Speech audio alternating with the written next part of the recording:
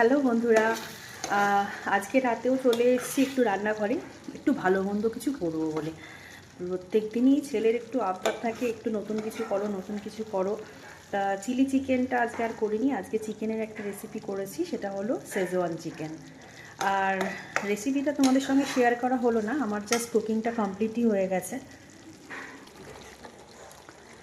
Schezwan chicken একদম complete.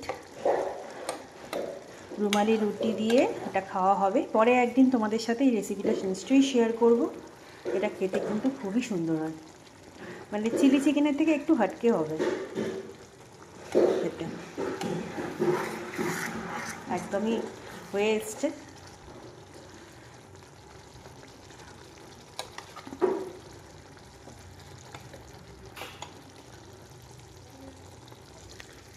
চলো, good night সবাইকে।